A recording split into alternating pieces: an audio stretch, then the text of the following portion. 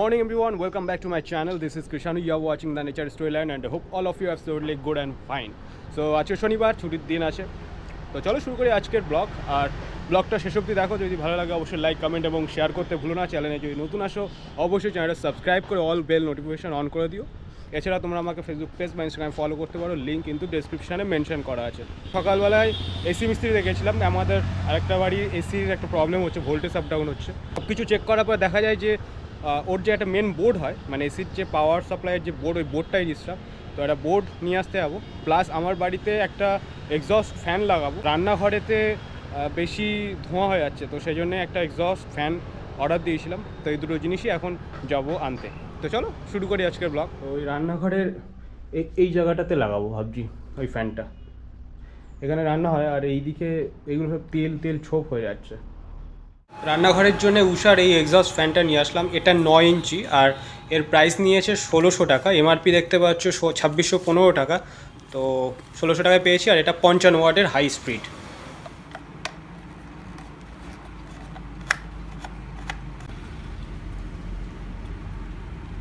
বোর্ডের এই জায়গাটা পুড়েছে, এই জায়গাটা যে এসি টেকনিশিয়ান এসেছিল ও তো বললো দাদা এই জায়গাটা পুড়েছে।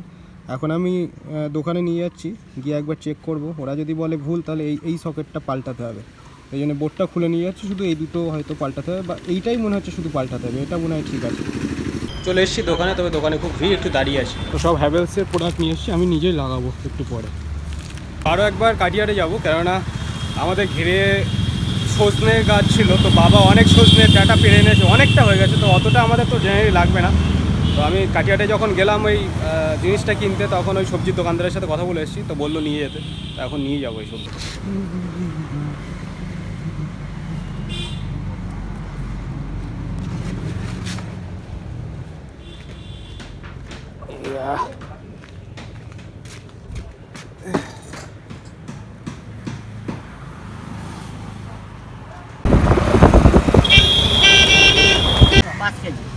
হ্যাঁ, আইডিয়া 4 কেজি হয় কি মতো। আজকে সকালের খাওয়া ফ্যানে ভাত আর আলু মাখা, একটু ঘি দিয়ে নিলাম। তো এবার আমি ফুটোমস্তানি করতে বসে গেছি। প্যাকেট থেকে সবগুলো মোটামুটি খুলে ফেলেছি, তবে সামনে ওই একটা কপি রেখেছি, ওটা দেখেই পরপর সেট করছি। প্রথমে 3 পিনের ওই সকেটটা বসিয়ে নিয়েছি, তারপরে যে মোটর স্টার্টার আছে সেটাকে আস্তে আস্তে চেপে মোটামুটি সেট করে ফাইনালি সেট করতে পেরেছি।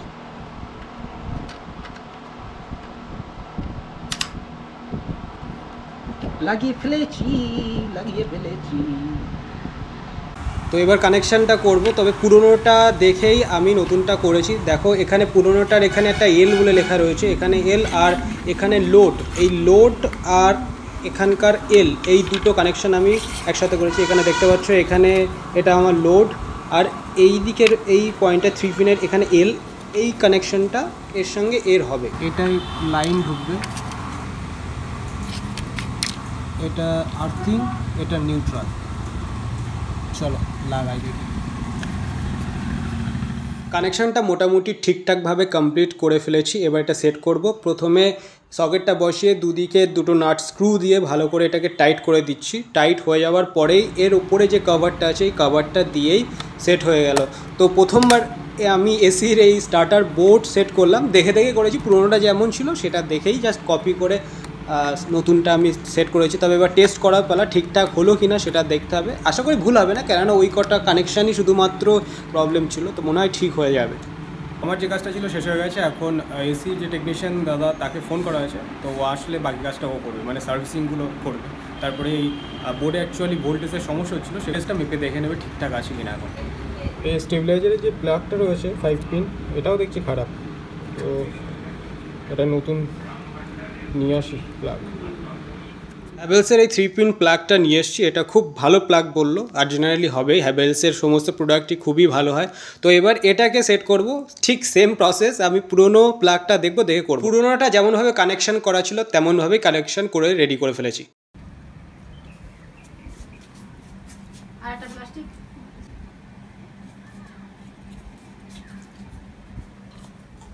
এসির যে বোর্ডটা ছিল সেটা মোটামুটি ঠিকঠাকভাবে লাগিয়ে দিয়েছি। টেকনিশিয়ানকে ফোন করা হয়েছে, ও আসবে, এসে এসিতে নতুন করে গ্যাস রিফিলিং করবে আর এসিটা ফুল সার্ভিস করবে। তো আধা ঘন্টা পরেও আসছে। তার মধ্যে আমি বাড়ি আসলাম, বাড়িতে দেখতে পেলে চিংড়ি মাছ আর নারকেল রয়েছে, মানে চিংড়ি মাছের মালাইকারি রান্না হবে। এখন যেহেতু ও আসতে আধা ঘন্টা টাইম নিচ্ছে, তো ভাবছি আমাদের বাড়ির সামনে আশেপাশে প্রচুর গাছ, মা বলছিল একটু গাছগুলোতে জল দিয়ে দিতে। তো গাছের গোড়াগুলোতে মোটামুটি একটু জল দিইনি। আমাদের যে আম গাছগুলো আছে আমাদের দেখাই, দাঁড়া। এই যে আম গাছটা দেখতে পাচ্ছ, এই আম গাছটা হচ্ছে আম্রপালি। আর এই ছাদের উপরে যে আম গাছটা আছে, আমি মিনি ব্লগে তোমাদের দেখিয়েছি, মানে যখন আমের প্রথম বোল আসে একটা মিনি ব্লগ ছিল, সেখানে দেখিয়েছিলাম ওই গাছের বোল। ওটা হচ্ছে গোবিন্দভোগ আম। তো এই দুটো আমই আমাদের খুব ইউনিক আম। প্রথম কথা হচ্ছে গোবিন্দভোগ তো ভীষণ বড় হয়, ভীষণ মিষ্টি আম। আর আম্রপালিটা অনেক দেরিতে হয়, কম হয় আম, তবুও যা হয় সবার শেষে পাকে। আর সে মানে লম্বায় কীরকম বলবো, সে অনেক লম্বা হয় আম্রপালি, তোমরা জানো। তো এই দুটো আম গাছের আম সবথেকে ভালো আমাদের হয়। আর এইদিকে আবার আমার একটা লিচু গাছ বসানো আছে, এই যে লিচু গাছে জল দেবো। আর আমাদের বাড়ির পিছনে আর একটা আম গাছের আছে, ছোটো ছোটো আম হয়, প্রচুর আম, প্রচণ্ড টক।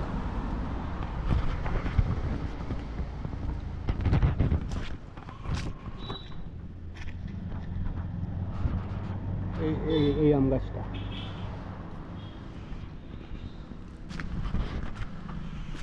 এই কলা গাছগুলো মা সব আজ থেকে বোধহয় 3-4 মাস আগে মাত্র বসিয়েছে। এখানে একটা আম গাছ আছে, কুল গাছ আছে,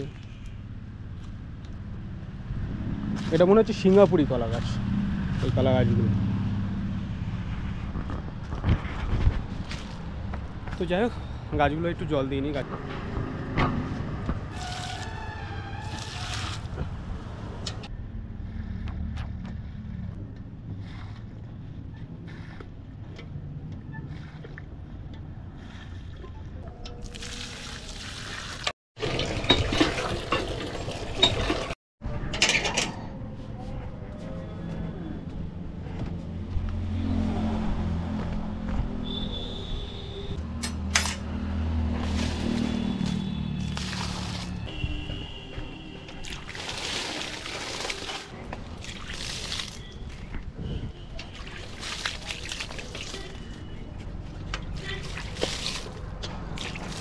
এটা আমার লাল চাপা গাছ,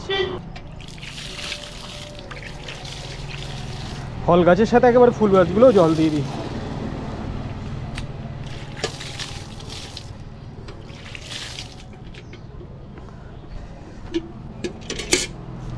আর নীলকণ্ঠ ফুল গাছ,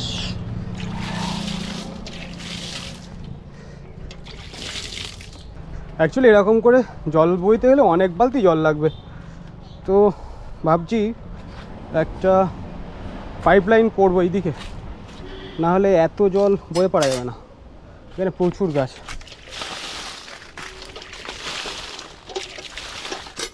আর 2-4 বালতি জল দেবো, তার বেশি এখন আর দিতে পারবো না।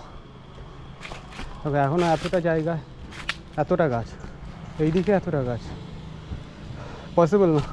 পাইপ লাইন একটা রাখতে হবে, নাহলে প্রচুর জল বইতে হবে। একটা সবেদা গাছ আছে, সবেদা গাছটায় জল দেওয়ার দরকার। আর 2 বালতি জল দিয়ে দিই, তাহলে মোটামুটি সব গাছে জল হয়ে যাবে।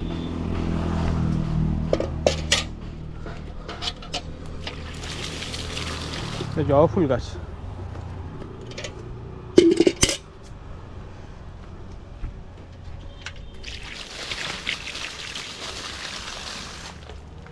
সবেদা গাছের পাতা সব কালো হয়ে গেছে আমের বোলের জন্য।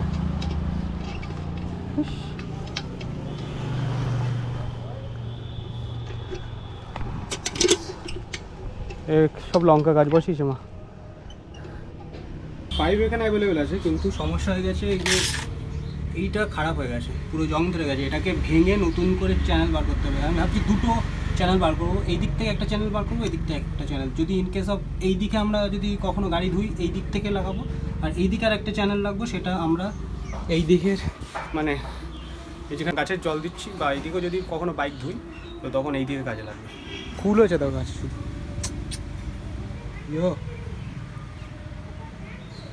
আর এইদিকে কিছু মরা গাছ আছে, সেগুলো তুলে ফেলে দিচ্ছি। ওই মাথায় কিছু ফেলেছি, আর বাদ বাকি কিছু ফেলে দেবো। এইটা গাছ বেটে এই দুটো ছোট গাছ বসানো হয়েছিল, ওই একটা আর এই একটা, গাছটা একটু বেঁধে সোজা করে দেবো। তো শেষমেশ এসির সার্ভিস করা সম্ভব হয়নি, ভোল্টেজ ভীষণ অবস্থা খারাপ।